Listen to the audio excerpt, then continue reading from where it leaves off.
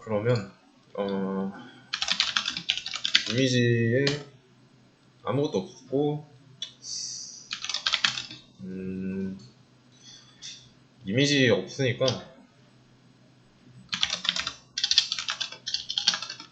흔적도 한번 확인해보죠. 흔적은 남아있네요. 그러면 정리했던가? 이거 해야겠네. 이미지 전부 삭제 한 다음에 흔적 삭제하는 거 하겠습니다.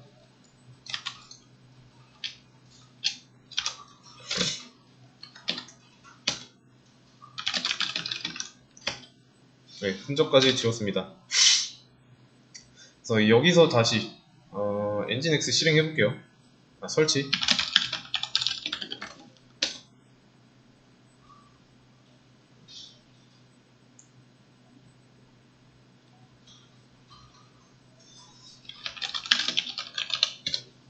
자, 그러면 이제 도커 이미지 해서 엔진X 있는 거 확인했고요. 아직 실행은 안 했으니까 컨테이너 없고요. 실행해야 컨테이너 프로세스가 생기는 겁니다.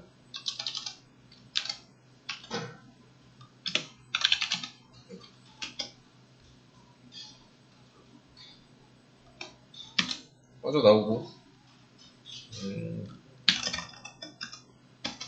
확인해보면 이제 컨테이너가 하나 실행되는 상태인데, 자, 8020 포트로 포트 포워딩하고 이 외부의 브라우저로 접속하는 거 해봤죠. 근데 이렇게 들어올 필요 없어요. 왜냐면 이 디폴트 누르고 설정하고 네트워크에서 포트 포워딩 했죠. 근데 이거는 어댑터 2가 기본으로 깔려 있습니다. 보면 여기도 호스트 전용 어댑터로 나와 있고요. 그래서 이름 보면은 두 개가 있는데, 어댑터에 샵 안 붙은 거는 CentOS고 샵 2가 붙은 게 도커 툴박스 때문에 만들어진 호스트입니다. 자, 이거 해놓으면 어떤 상황이죠?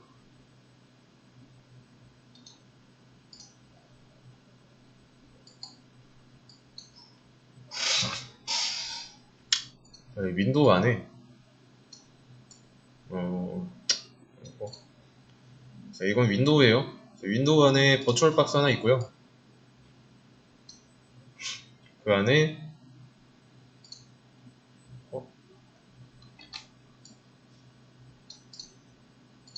그 안에다가 이제 엔진X를 설치한 상황이었죠.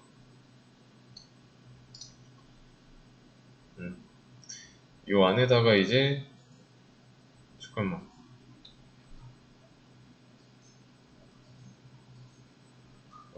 이게 잠깐, 리눅스를 안 그렸네. 버추얼 박스 안에 리눅스가 있어야죠. 리눅스 안에 이제 엔진X가 있었고, 아니다, 운영체제는 같은 색깔로 하겠습니다. 헷갈리면 안 되니까. 그래서 이게 엔진X 이렇게 있었고, 다른 프로그램도 있으니까 한 이 정도.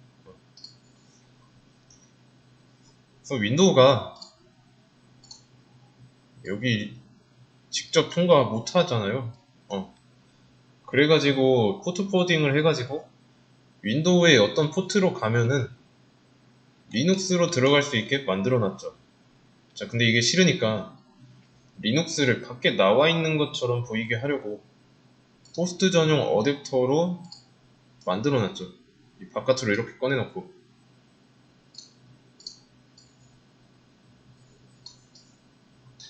이렇게. 그러면 얘네 둘이는 똑같은 건데, 엔진X 이 안에 윈도우에서 요청을 보냈을 때 윈도우 안에 있는 이 엔진X 요청이 여기로 들어오는 거예요. 그래서 그러면 여기에 들어온 엔진X에 들어온 요청이 있죠. 어디로 가냐면 다시 안쪽에 있는 엔진X 본체로 들어갑니다.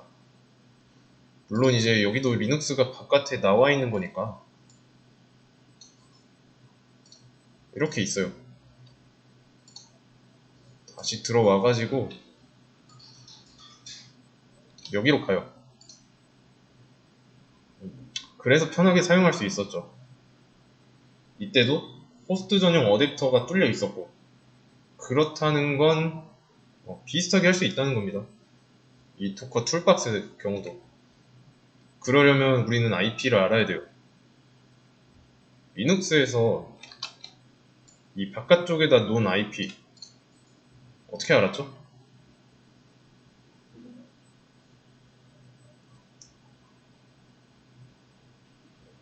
호스트 전용 어댑터로 접속했을 때 IP ADDR 하면은 뭐 랜카드 하나 더 나왔잖아요. 그게 ENP0S8이었고, 그래서 뭐 이런 식으로 IP ADDR 하면은 ENP0S8에 inet 주소 이거였잖아요. 근데 도커 툴박스에선 IP ADDR 되나요? 안 됐죠? 어떻게 하냐면 이거는 다시 켜봐야 됩니다. 새로 켜야 돼요. 너무 큰데? 좀 기다리고. 자, 이렇게 나오면 여기에 나오는 이 IP 얘가 도커 툴박스 IP예요. 이겁니다. 이해되시나요? 자, 그러면 다시 돌아와가지고 어댑터 1에 있는 이 포트 포딩 얘는 지우겠습니다. 그러면 연결할 수 없다고 나온 거 확인했고, 이제 이렇게 해보죠. 도커 PS 너무 작으니까 큰 걸로 봅시다. 큰 걸로.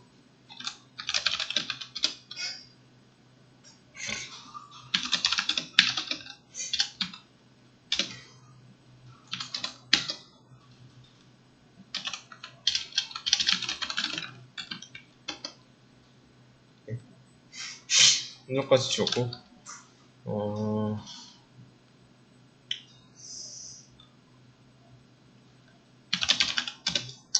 그 다음에 80에서 80으로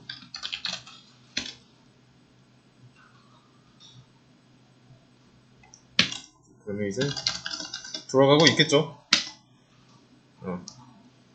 자, 이 상태로 접속해 보겠습니다. 일단 도커 IP가 이거였으니까 복사해두고, 80 포트니까 이제 입력 안 해도 되고, 원래 실행하던 이 엔진X 종료했고 새로 고침했을 때 종료했으니까 연결 끊어졌고요.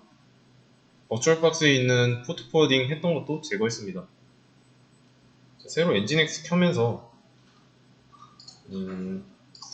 80 포트에서 80으로 들어갈 수 있게 해놨고요. 그쵸?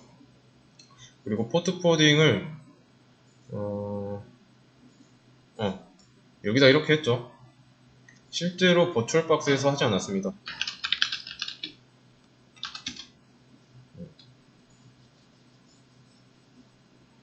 이제 IP 주소로 들어올 수 있게 했고, 이게 호스트 전용 어댑터를 사용해서 들어갈 수 있는 방식입니다. 그리고 좀 추가적인 내용으로 여기서 설정에 공유 폴더에 들어가 보시면 뭐 머신 폴더라고 보는데 한번 보세요. 경로에 C 드라이브에 유저스라고 돼 있죠. 옆에도 뭐라 써져 있는데 얘는 이제 그 도커 가상 머신입니다. 그래서 이게 가능해요. cd 홈으로 왔어요. 홈으로 와서 뭐 pwd라고 하면 현재 경로가 나오죠. 지금 내 위치입니다. 여기에다가 파일을 만들어 볼게요. 그러면 이제 파일 하나가 생성됐을 겁니다. 확인을 해보자면 자, C 드라이브에 사용자 여기에 어드미니스트레이터 보면 AA가 있을 겁니다. 있죠? 그러면 근데 파일 생성했는데 아무런 메시지도 안 나왔죠? 이거는 기패시에서도 그랬던 것 같은데. 그래서 윈도우랑 가상머신 안에서 돌아가고 있는 도커가 공유하는 폴더라는 걸 알 수 있는 부분입니다. 그래서 이 공유 폴더를 통해서 윈도우에 있는 파일을 넘길 수 있고 반대로 이제 윈도우에서 이 안쪽에서 만들 수도 있고요. 이거에 대한 개념은 볼륨이라고 있는데 네, 자세한 건 나중에 하겠습니다. 볼륨 이런 게 있다는 거 기억하셔야 돼요. 하나 더 해보자면 데스크탑. 자, 데스크탑은 바탕화면이죠. 이 바탕화면에 폴더 만들기도 가능해요. mkdir 폴더 자, 하면은 자, 바탕화면 봤을 때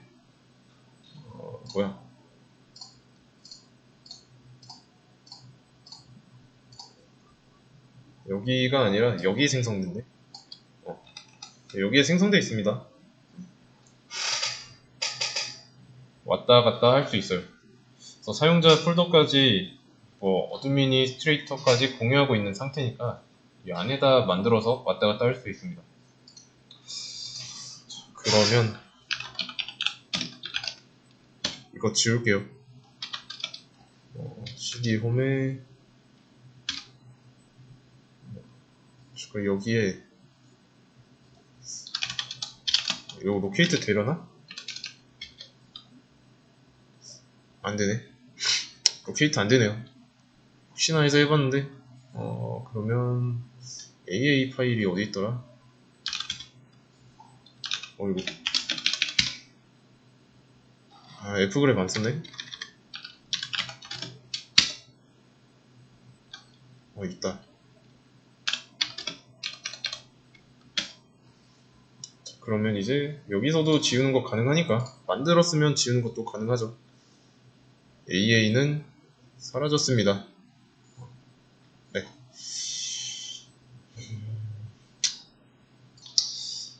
현재 돌아가고 있는 컨테이너와 이미지를 한번 지워보겠습니다.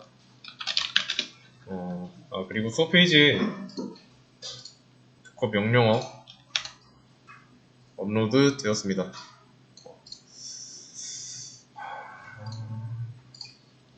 도커 rmf $aq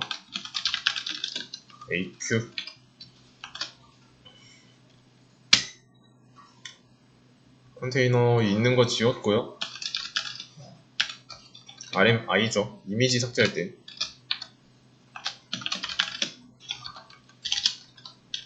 images aq. 그러면 이제 삭제됐고요. 아무것도 없습니다. 자, 이 상태에서 아까도 봤다시피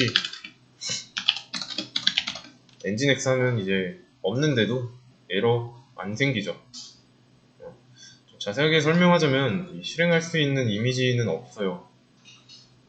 실행할 엔진X를 찾아갑니다. 그리고 나서 없으면 다운로드 하고요. 자, 이제 옵션으로 포트 포워딩을 줄 수 있죠.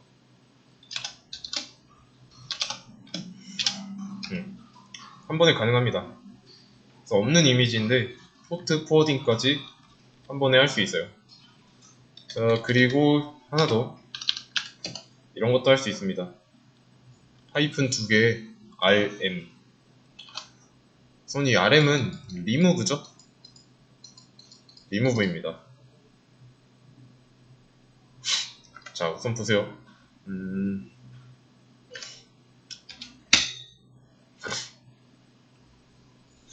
일단 못 찾겠으니까 찾아갔다가 못 찾겠으니까 다운로드 하고요.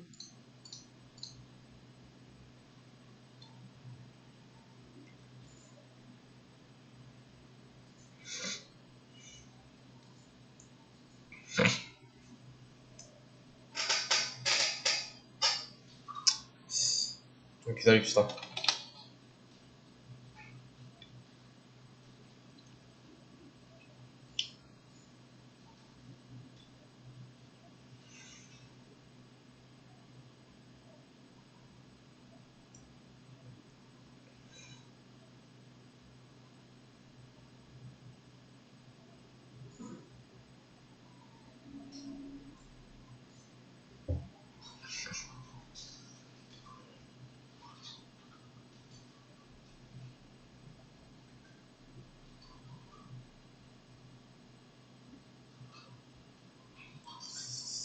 원래 이렇게 느린가?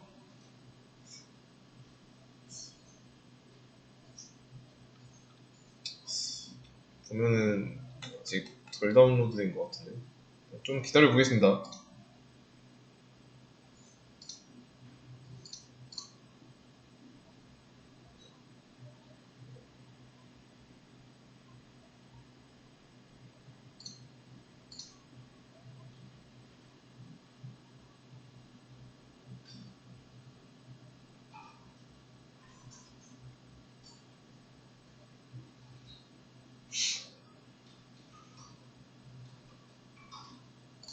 됐는지 한번 확인해 보도록 하겠습니다.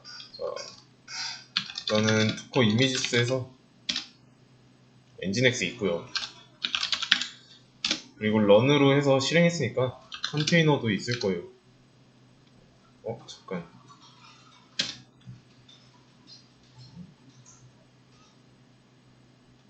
엔진X 있고요. 잠시만요. 지금 경로를 잘못 잡은 것 같은데 그냥 해보죠. 어차피 도커 툴박스 계속 쓸 거 아니니까 상관없습니다. 이 상태에서 컨테이너를 중지해 볼게요. 도커 스탑이죠. 92. 그런 다음에 다시 PSA 해보면 어때요? 저는 그 흔적 지우는 명령어 따로 입력하지 않았고 그 하이픈 2개의 RM이라는 옵션을 주어서 실행했습니다. 원래는 흔적 남는데 이런 옵션 때문에 흔적 안 남은 거예요. PSA 했는데도. 그래서 좀 이게 설명을 드리자면요. 일단은 엔진X를 실행하라는 뜻이에요. 런이 있으니까. 도커는 이제 도커 명령어고, 그래서 이게 아마 계속 쿠버네티스 얘기하고 있는데 쿠버네티스에서도 이제 이 쿠버네티스 명령 앞에 쿠베였나? 이거 붙일 거예요. 여담이고. 그 다음에 이제 RM이라는 옵션이 이 컨테이너를 중지했을 때 흔적 남기지 말라고 하는 겁니다. P는 포트 포워딩이고요. 80 포트에서 80 포트로. 이해되시죠? 그래서 이것도 좀 정리를 해야겠네요. 이것도 도커 런 하이픈 P 여기 있으니까 이거는 좀 이쪽에다 해야겠네요. 하이픈 p 하이픈 rm이죠. rm 하고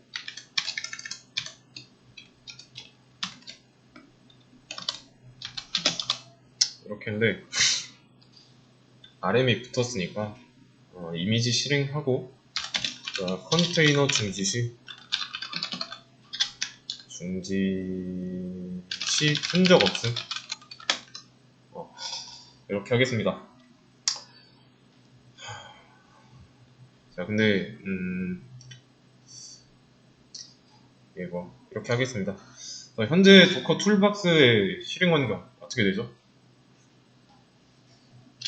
로컬 PC 안에 윈도우가 있죠?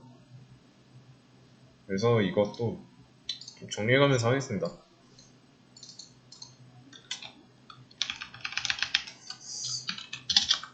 로컬 PC 너무 크다. 로컬 PC 안에 윈도우스가 있습니다. OS죠? 그래서 이 안에 버추얼 박스 있고요.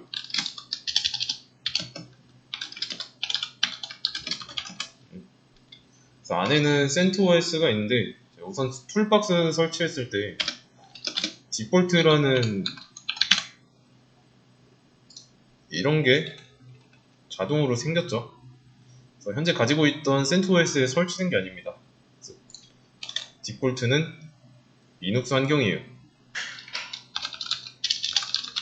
그래서 현재 도커 디폴트 안에 이거까지 하겠습니다. 도커 툴박스가 있는 거고, 그래서 지금까지 썼던 도커 툴박스는 한계가 있습니다. 보시면은 여기 보면 어디가 여기 있나? 이것도 아니고 일단 닫고 여기 도커 툴박스라고 보이죠? 그리고 퀵스타트 터미널이라는 이 까만 화면 내에서만 작업 가능해요. 제한적이고 불편하죠. 자, 근데 이것도 리눅스 환경에서 툴박스가 실행되고 있는 이상 SSH 거기로 연결이 되어 있습니다. 그래서 포트 포워딩 정보 보면 알겠지만 우리가 터미널로 접속한 건데 이게 이렇게 가능하다는 건 뭐 푸티나 파일질러로도 가능해야 한다는 건데 안 됩니다. 이거는 불편하죠. 자, 그래서 도커 툴박스를 안 쓸 거예요. 그냥 이렇게 해봤던 이유는 추가적으로 설치하는 과정 없이 테스트 해볼 수 있기 때문에 그냥 이런 좀 기본적인 걸 해보려고 그래서 한 거고요. 그냥 영화로 따지면 예고편 같은 거라고 보면 됩니다. 또는 발매하기 전인 좀 게임 트레일러. 실제로도 이거 안 쓰고요. 지원도 끊겼다고 말씀드렸죠. 더 이상 업데이트 안 됩니다. 그래서 이거는 어쩔 수 없는 상황일 때만 쓴다고 생각하세요. 처음에 도커 툴박스를 설치하려고 했던 이유가 도커는 리눅스 위에서 돌아가는 컨테이너 기술이죠. 근데 현재 컴퓨터의 윈도우 OS는 윈도우고요. 그래서 도커 툴박스를 사용해서 이 윈도우 안에서도 접속 가능하게 진행한 건데 자, 툴박스가 정상적으로 사용되려면 이 버추얼박스가 한 묶음으로 바뀌어야 됩니다. 일단은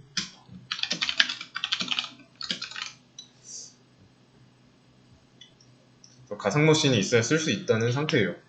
자, 그러면 OS가 윈도우가 아니라 리눅스라면 그냥 버추얼박스 이런 거 쓸 필요 없이 바로 도커 설치해서 쓰면 되죠. 왜냐면 윈도우 운영체제가 윈도우가 아니라 리눅스라면 우리가 컴퓨터 키면 보는 화면은 항상 이런 거니까 바로 여기다가 도커 설치하면 됩니다. 근데 윈도우죠. 그리고 그런 환경 CentOS 안에 있는 거고 여기 안에 그래서 윈도우에서 도커를 사용할 수 있는 방법 크게 두 가지. 일단은 방금 사용했던 도커 툴박스. 두 번째는 WSL이라고 윈도우 안에서 리눅스 환경을 돌릴 수 있게 잡아주는 게 있습니다. 그래서 맥북으로 따지면은 이제 맥북에도 있죠. 맥에서 윈도우 돌릴 수 있도록 하는 그 이름이 뭐였지? 아무튼 맥에서도 윈도우 쓸 수 있게 도와주는 그 가상 머신 같은 게 있어요. 이제 근데 이게 WSL 얘는 이제 프로 버전만 가능합니다. 그래서 이제 해보려는 건 뭐냐면 우리가 만든 이 리눅스 환경 있죠? CentOS 여기 안에다가 도커 설치해 볼 겁니다. 그래서 지금까지는 도커 툴박스 설치해가지고 맛보기 했다. 그러면 이제 진짜 도커 설치할 겁니다. 그래서 도커 툴박스 꺼주시고요. 가상 머신 안 켰으면 키세요. 저는 켜놨으니까. 자, 가상 머신 켰으면 푸티도 키세요. 켜지면 푸티도 키세요. 푸티 접속까지 해놓으시면 됩니다.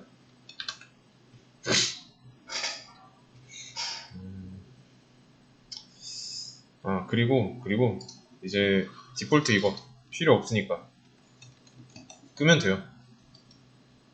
닫기 해서 전원 끄기 강제 종료해도 됩니다. 어차피 안 쓸 거라서.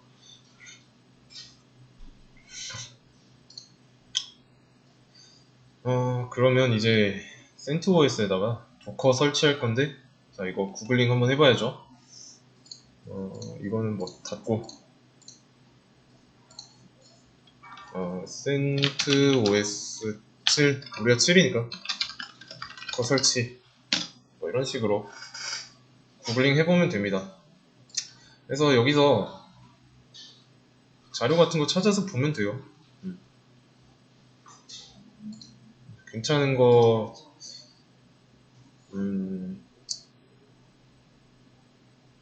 여기 좀 괜찮게 돼 있는데 이거는 좀 더 도커에 대해서 자세하게 안 다음에 보시는 게 낫겠네요.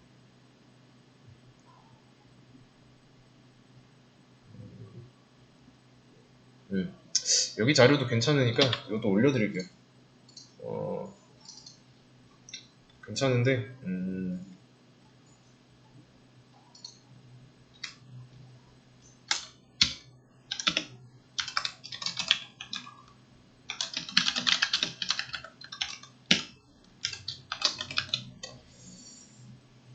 근데 이거는 이제 수업이죠. 여기는.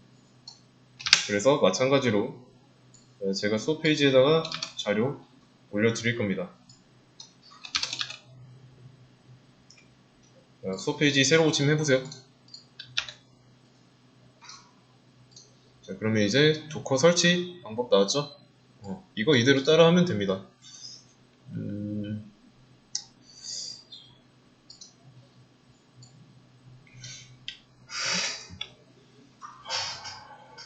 자, 그러면 여기 위에서부터 순서대로 쭉 가져다 쓰면 돼요. 근데 잠깐 일단은 그냥 해보죠.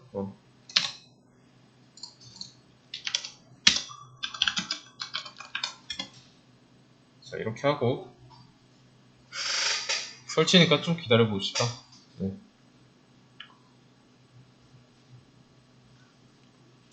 자, 이제 끝났죠? 그리고 이제 남은 거 예전에도 이런 거 한꺼번에 할 수 있다고 알려드렸어요. Shift 복사하고 Shift 인서트 하세요.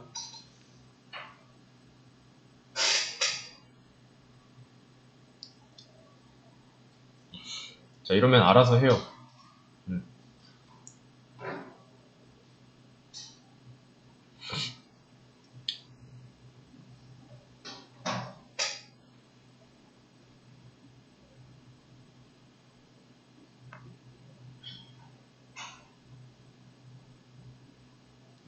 그리고 엔터 한 번만 쳐주면 시작이랑 활성화까지 한 번에 됐습니다. 근데 이게 한 번에 하려면은 이 중간중간에 이제 질문하는 뭐 이런 거 있을 거 아니에요? 뭐 이런 식으로. 그래서 이런 질문이 나오면 끊어지니까 이런 자동 응답하려는 이런 옵션을 넣어주면 됩니다. 그리고 또 그리고 저는 이 시작할 때 어디지? IT 이거 암호 입력하라고 하잖아요. 수도 입력할 때. 이거 나와도 첫 번째 거에서 수도가 있다. 근데 암호를 물어본다. 그럼 두 번째 거부터는 끊어져요. 그래서 하기 전에 수도 업데이트 DB 이런 거 한 번씩 해주세요. 그러면 이제 만약에 비밀번호 입력하라고 한다고 하면 뭐 비밀번호 입력해주고 이거 한 번에 하면은 되니까 끊어지지 않으니까. 그리고 이제 설치까지 했는데 여기 보면 도커 컴포즈라고 있죠. 이게 뭐냐면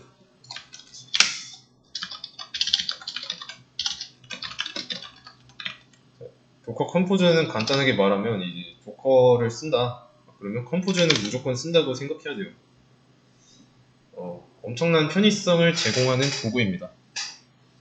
그래서 이 도커 컴포즈는 일종의 도구고요. 어떤 일을 수행하는 데 있어가지고 좀 도움을 주는 도구인데 내가 도커를 쓰는데 이 도커 컴포즈를 안 쓴다? 이거는 그냥 스스로 불러온 재앙입니다. 안 쓰는 경우는 거의 없어요. 왜냐면 이걸 마다할 이유가 없습니다.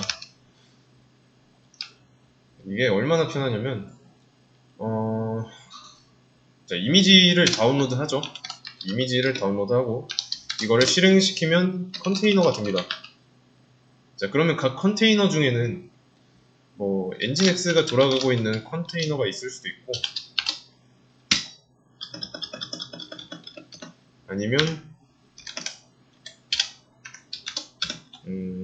마리아DB DB 서버가 돌아가고 있는 컨테이너가 있을 수 있겠죠.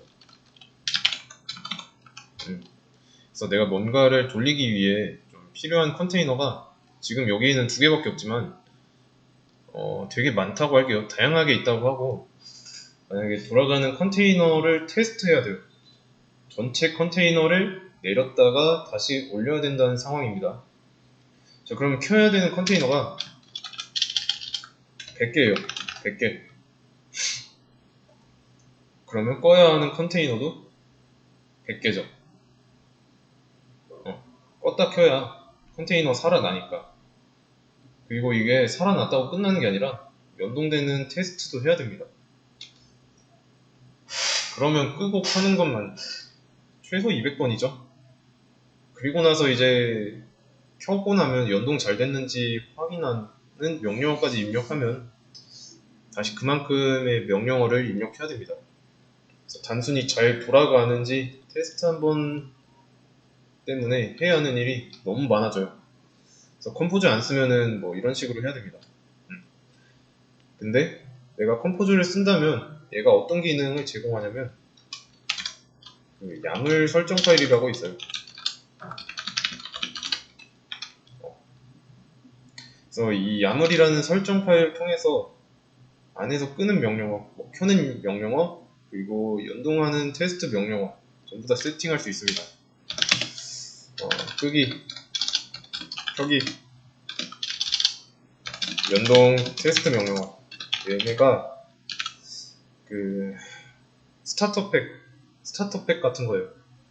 그래서 필요한 과정 다 세팅하고 야물 설정 파일이 정상 작동할 수 있게 적용한 다음에 이 실행하면 안에 세팅된 명령어 전부 알아서 실행됩니다. 요게 컴포즈예요. 일이 편해지는 거죠. 그리고 단편적으로 내가 뭐 기능 테스트 한 번만 한다고 하면 그냥 안 해도 상관없어 라고 생각할 수 있는데 이런 크고 크고 켜고 연동 테스트 하는 게 이게 한 번으로 끝나면 좋겠는데 아닙니다. 한 번으로 안 끝나요. 자주 하게 됩니다. 그러면 그럴 때마다 컨테이너 수만큼 명령어 입력하고 또 하는 건 무리죠. 근데 도커 컴포즈를 이용해서 설정 파일 한 번만 제대로 했다. 그러면 알아서 전부 해주니까 편하죠. 그리고 돌아가는 과정에서 중간에 문제가 발생하면 다음 명령어는 실행하지 말고 멈춰야 되는데 그런 좀 디테일한 부분까지 설정할 수 있습니다. 그리고 그 결과를 개발자가 받을 수 있게 세팅할 수 있기 때문에 내가 도커를 쓴다, 컴포즈 쓰세요. 그리고 이 야물 설정 파일 있죠? 얘는 처음에 작성하는 과정에서는 아무래도 좀 신경 쓸 게 많고 귀찮아요. 근데 한번 제대로 만들어 놓으면 편합니다. 자, 그렇다는 거는 구글에 이제 야물 설정 파일, 설정된 파일이 굉장히 많이 널려 있겠죠. 거기서 이제 가져다가 내가 사용하는 환경에 맞게 조금씩 수정하면 마음대로 쓸 수 있습니다.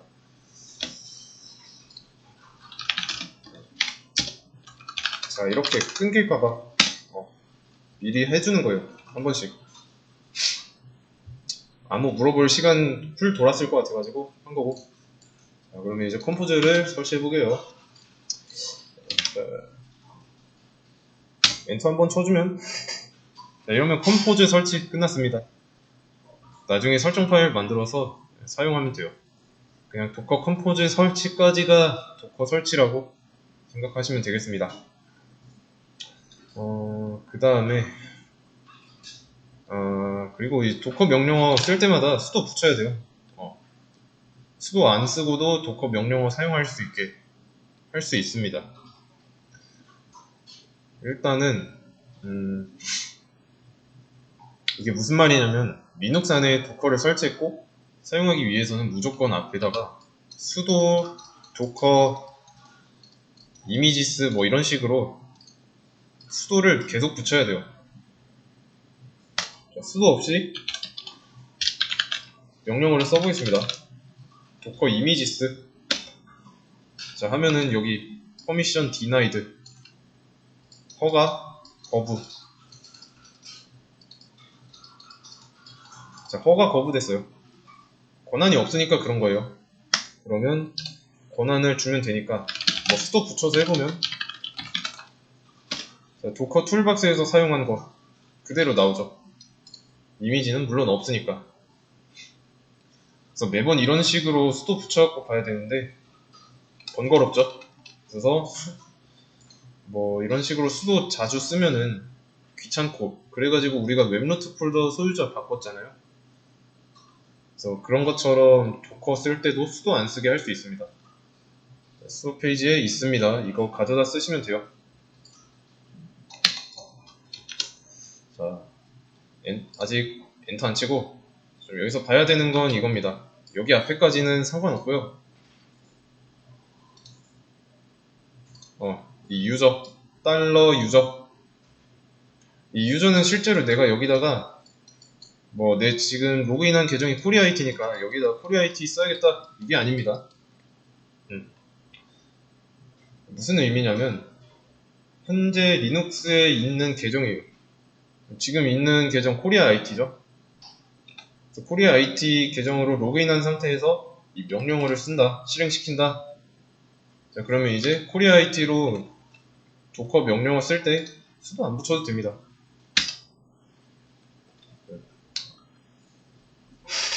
상황마다 달라져요.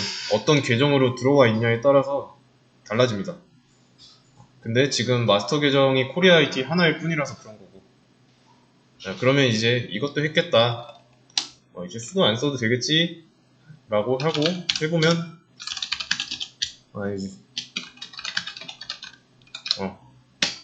안 됩니다. 똑같이 거부해요. 푸티 재시작 껐다 켜야죠.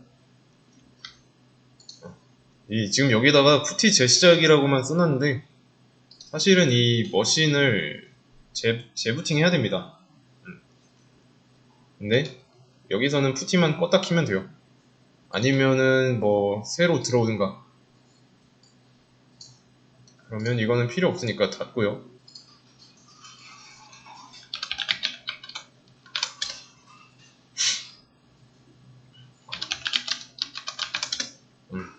들어왔습니다. 자, 이제 진짜로 도커 이미지스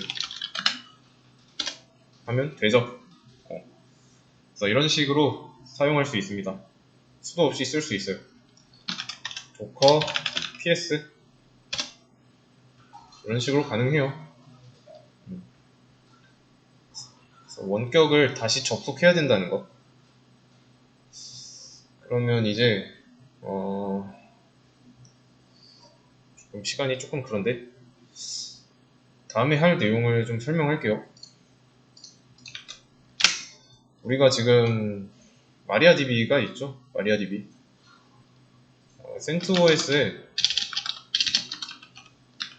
마리아DB가 있습니다.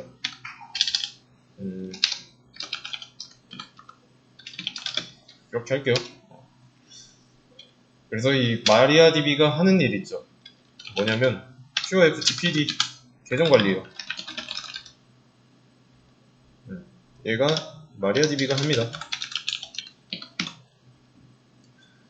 근데 이제 도커를 쓸 수 있으니까 CentOS에 있는 마리아DB는 안 쓸 겁니다.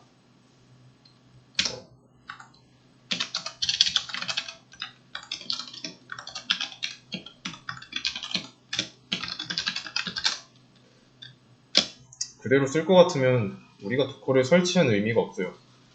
그래서 이 마리아DB도 도커 환경으로 바꿀 거예요. 그렇게 바꾸고 나서 가지고 있던 마리아DB를 끌 거고 켜지지 말라고 디세이블 할 겁니다. 자, 그런 다음에 이 설치한 도커 환경에다가 마리아DB를 새로 설치할 거예요.